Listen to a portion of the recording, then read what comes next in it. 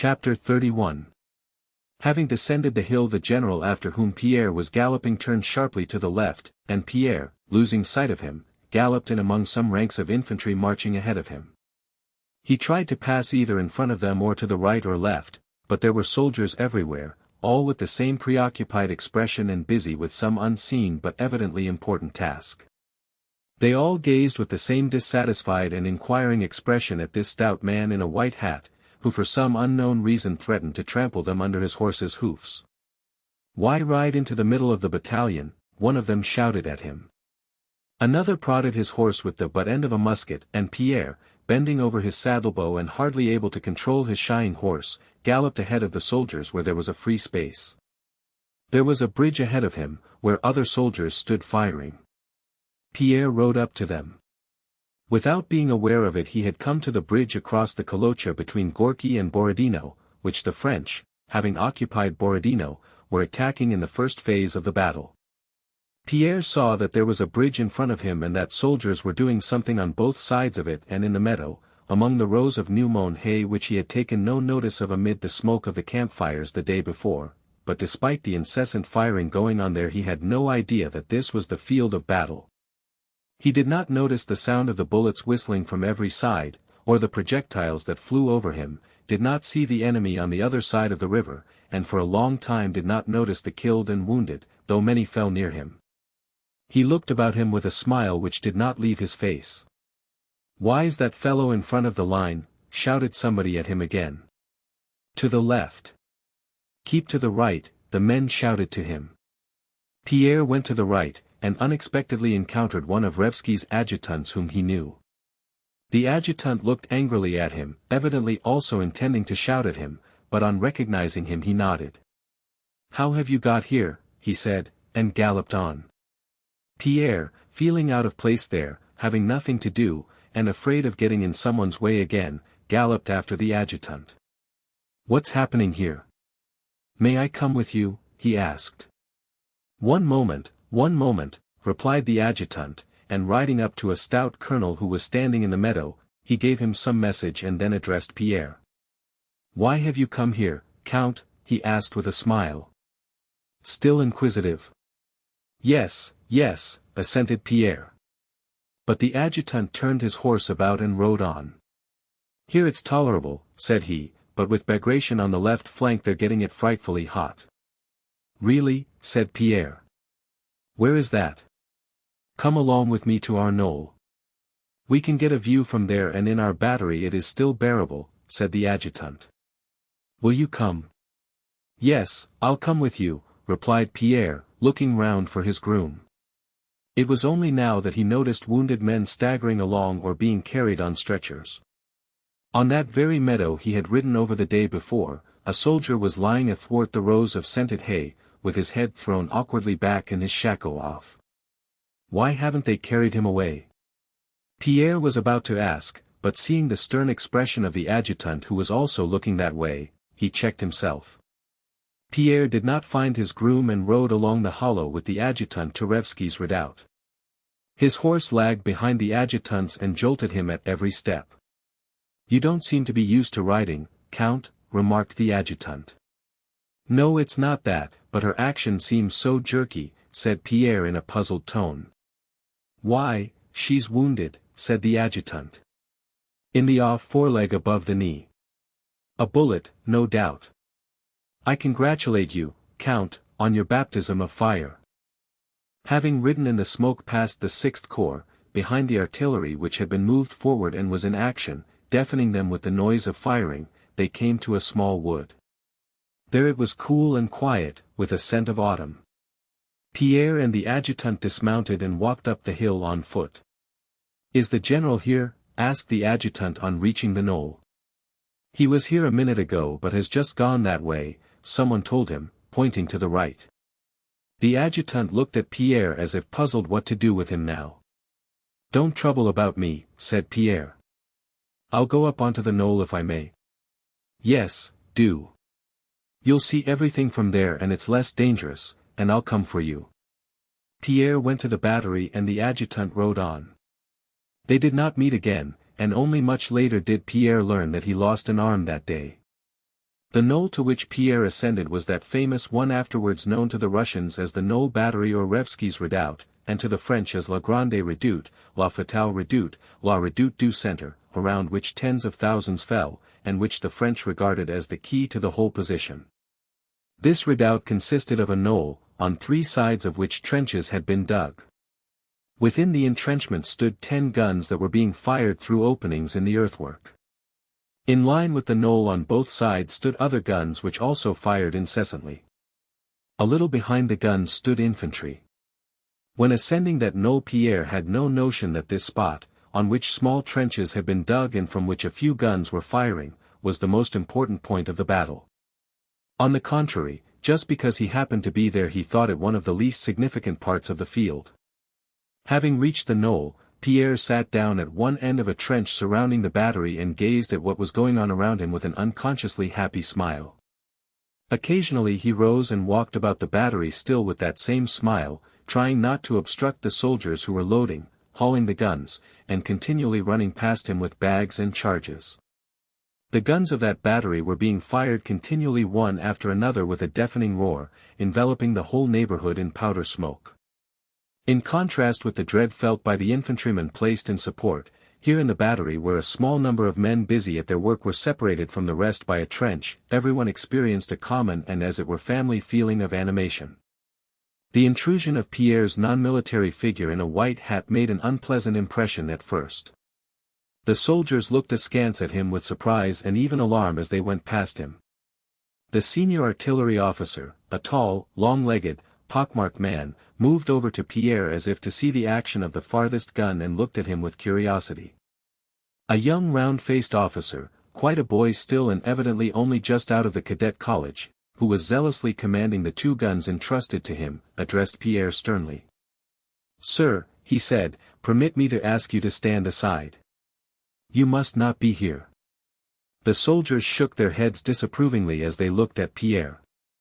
But when they had convinced themselves that this man in the white hat was doing no harm, but either sat quietly on the slope of the trench with a shy smile or, politely making way for the soldiers, paced up and down the battery under fire as calmly as if he were on a boulevard, their feeling of hostile distrust gradually began to change into a kindly and bantering sympathy, such as soldiers feel for their dogs, cocks, goats, and in general for the animals that live with the regiment. The men soon accepted Pierre into their family, adopted him, gave him a nickname, "our gentleman," and made kindly fun of him among themselves. A shell tore up the earth 2 paces from Pierre and he looked around with a smile as he brushed from his clothes some earth it had thrown up. "And how's it you're not afraid, sir, really now?" a red-faced, broad-shouldered soldier asked Pierre, with a grin that disclosed a set of sound, white teeth. "Are you afraid, then?" said Pierre. "What else do you expect?" answered the soldier. "She has no mercy, you know.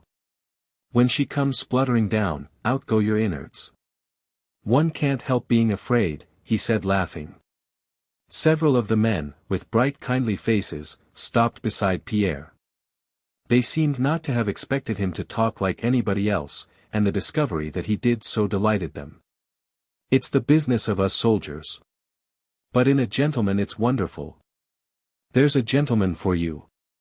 To your places," cried the young officer to the men gathered round Pierre. The young officer was evidently exercising his duties for the first or second time and therefore treated both his superiors and the men with great precision and formality. The booming cannonade and the fusillade of musketry were growing more intense over the whole field, especially to the left where Bagration's flèches were, but where Pierre was the smoke of the firing made it almost impossible to distinguish anything. Moreover, his whole attention was engrossed by watching the family circle, separated from all else, formed by the men in the battery. His first unconscious feeling of joyful animation produced by the sights and sounds of the battlefield was now replaced by another, especially since he had seen that soldier lying alone in the hayfield. Now, seated on the slope of the trench, he observed the faces of those around him. By 10 o'clock some 20 men had already been carried away from the battery, 2 guns were smashed and cannon balls fell more and more frequently on the battery and spent bullets buzzed and whistled around. But the men in the battery seemed not to notice this, and merry voices and jokes were heard on all sides. A live one, shouted a man as a whistling shell approached. "Not this way." "To the infantry," added another with loud laughter, seeing the shell fly past and fall into the ranks of the supports. "Are you bowing to a friend, eh?" remarked another, chaffing a peasant who ducked low as a cannonball flew over. Several soldiers gathered by the wall of the trench, looking out to see what was happening in front. "They've withdrawn the front line, it has retired," said they, pointing over the earthwork. "Mind your own business," an old sergeant shouted at them. "If they've retired it's because there's work for them to do farther back." And the sergeant, taking one of the men by the shoulders, gave him a shove with his knee. This was followed by a burst of laughter. "To the 5th gun, wheel it up," came shouts from one side. Now then, all together, like barges, rose the merry voices of those who were moving the gun. "Oh, she nearly knocked our gentleman's hat off," cried the red-faced humorist, showing his teeth chaffing Pierre. "Awkward baggage," he added reproachfully to a cannon ball that struck a cannon wheel and a man's leg. "Now then, you foxes," said another, laughing at some militiamen who, stooping low, entered the battery to carry away the wounded man. "So this gruel isn't to your taste? Oh, you crows! You're scared," they shouted at the militiamen who stood hesitating before the man whose leg had been torn off. "There, lads, oh, they mimicked the peasants, they don't like it at all." Pierre noticed that after every ball that hit the redoubt, and after every loss, the liveliness increased more and more. As the flames of the fire hidden within come more and more vividly and rapidly from an approaching thundercloud, so, as if in opposition to what was taking place, the lightning of hidden fire growing more and more intense glowed in the faces of these men. Pierre did not look out at the battlefield and was not concerned to know what was happening there. He was entirely absorbed in watching this fire which burned ever more brightly and which he felt was flaming up in the same way in his own soul. At 10 o'clock the infantry that had been among the bushes in front of the battery and along the Kamenka streamlet retreated. From the battery they could be seen running back past it carrying their wounded on their muskets. A general with his suite came to the battery, and after speaking to the colonel gave Pierre an angry look and went away again, having ordered the infantry supports behind the battery to lie down, so as to be less exposed to fire.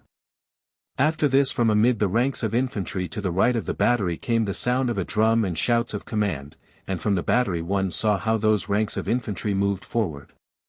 Pierre looked over the wall of the trench and was particularly struck by a pale young officer who, letting his sword hang down, was walking backwards and kept glancing uneasily around. The ranks of the infantry disappeared amid the smoke, but their long-drawn shout and rapid musketry firing could still be heard. A few minutes later crowds of wounded men and stretcher-bearers came back from that direction. Projectiles began to fall still more frequently in the battery. Several men were lying about who had not been removed. Around the cannon the men moved still more briskly and busily. No one any longer took notice of Pierre. Once or twice he was shouted at for being in the way. The senior officer moved with big, rapid strides from one gun to another with a frowning face. The young officer, with his face still more flushed, commanded the men more scrupulously than ever. The soldiers handed up the charges, turned, loaded, and did their business with strained smartness. They gave little jumps as they walked, as though they were on springs. The storm cloud had come upon them, and in every face the fire which Pierre had watched kindle burned up brightly. Pierre standing beside the commanding officer. The young officer, his hand to his shako, ran up to his superior. "I have the honor to report, sir, that only 8 rounds are left." "Are we to continue firing?" he asked. "Grape shot," the senior shouted, without answering the question, looking over the wall of the trench. Suddenly something happened. The young officer gave a gasp and bending double sat down on the ground like a bird shot on the wing. Everything became strange, confused, and misty in Pierre's eyes. One cannon ball after another whistled by and struck the earthwork, a soldier, or a gun. Pierre, who had not noticed these sounds before, now heard nothing else. On the right of the battery soldiers shouting, "Hurrah!" were running not forwards but backwards, it seemed to Pierre. A cannon ball struck the very end of the earthwork by which he was standing, crumbling down the earth. a black ball flashed before his eyes and at the same instant plumped into something. Some militiamen who were entering the battery ran back. "All with grape shot," shouted the officer. The sergeant ran up to the officer and in a frightened whisper informed him, as a butler at dinner informs his master that there is no more of some wine asked for, that there were no more charges. "The scoundrels! What are they doing?" shouted the officer, turning to Pierre. The officer's face was red and perspiring and his eyes glittered under his frowning brow. "Run to the reserves and bring up the ammunition boxes," he yelled, angrily avoiding Pierre with his eyes and speaking to his men. "I'll go," said Pierre. The officer, without answering him, strode across to the opposite side. "Don't fire. Wait," he shouted. The man who had been ordered to go for ammunition stumbled against Pierre. Sir, this is no place for you," said he, and ran down the slope. Pierre ran after him, avoiding the spot where the young officer was sitting. One cannon ball, another, and a third flew over him, falling in front, beside, and behind him. Pierre ran down the slope. "Where am I going?" he suddenly asked himself when he was already near the green ammunition wagons. He halted irresolutely, not knowing whether to return or go on. Suddenly a terrible concussion threw him backwards to the ground. At the same instant he was dazzled by a great flash of flame, and immediately a deafening roar, crackling, and whistling made his ears tingle. When he came to himself he was sitting on the ground leaning on his hands. The ammunition wagons he had been approaching no longer existed, only charred green boards and rags littered the scorched grass, and a horse, dangling fragments of its shaft behind it, galloped past, while another horse lay, like Pierre, on the ground, uttering prolonged and piercing cries. Chapter 32. Beside himself with terror, Pierre jumped up and ran back to the battery, as to the only refuge from the horrors that surrounded him. On entering the earthwork he noticed that there were men doing something there but that no shots were being fired from the battery. He had no time to realize who these men were. He saw the senior officer lying on the earth wall with his back turned as if he were examining something down below, and that one of the soldiers he had noticed before was struggling forward shouting, "Brothers," and trying to free himself from some men who were holding him by the arm. He also saw something else that was strange.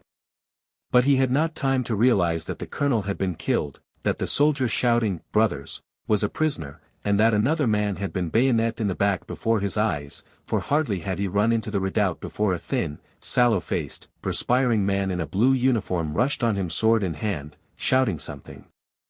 Instinctively guarding against the shock, for they had been running together at full speed before they saw one another, Pierre put out his hands and seized the man, a French officer, by the shoulder with one hand and by the throat with the other.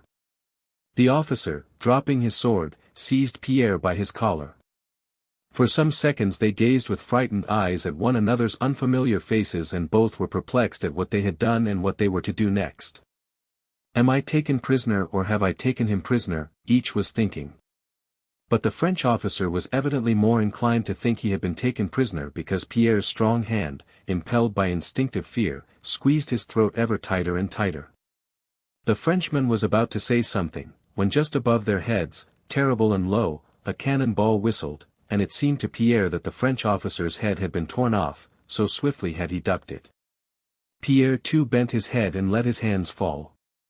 Without further thought as to who had taken whom prisoner, the Frenchman ran back to the battery and Pierre ran down the slope stumbling over the dead and wounded who, it seemed to him, caught at his feet. But before he reached the foot of the knoll he was met by a dense crowd of Russian soldiers who, stumbling, tripping up, and shouting, ran merrily and wildly toward the battery. This was the attack for which Ermolov claimed the credit, declaring that only his courage and good luck made such a feat possible. It was the attack in which he was said to have thrown some St. George's crosses he had in his pocket into the battery for the first soldiers to take who got there. The French who had occupied the battery fled, and our troops shouting, "Hurrah!" pursued them so far beyond the battery that it was difficult to call them back. The prisoners were brought down from the battery, and among them was a wounded French general, whom the officers surrounded. Crowds of wounded, some known to Pierre and some unknown, Russians and French, with faces distorted by suffering, walked, crawled, and were carried on stretchers from the battery. Pierre again went up onto the knoll where he had spent over an hour, and of that family circle which had received him as a member he did not find a single one. There were many dead whom he did not know, but some he recognized. The young officer still sat in the same way, bent double, in a pool of blood at the edge of the earth wall. The red-faced man was still twitching, but they did not carry him away. Pierre ran down the slope once more. Now they will stop it, now they will be horrified at what they have done, he thought, aimlessly going toward a crowd of stretcher-bearers moving from the battlefield. But behind the veil of smoke the sun was still high, and in front and especially to the left, near Semenovsk, something seemed to be seething in the smoke, and the roar of cannon and musketry did not diminish, but even increased to desperation like a man who, straining himself, shrieks with all his remaining strength.